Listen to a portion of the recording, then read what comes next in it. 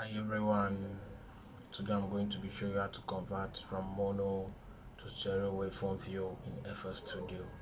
Now if you see this loop here, the waveform is in mono, so to change that view to stereo, you double click to open the channel setting, you go down to the wave float over here, you right click and you select multi-channel waveform view. So there you have it.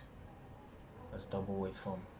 So to do that, you right click, you open channel, you right click, you select multi-channel waveform view, and there voila, you have the stereo view of the image.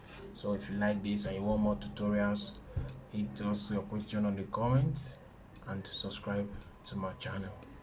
Thank you.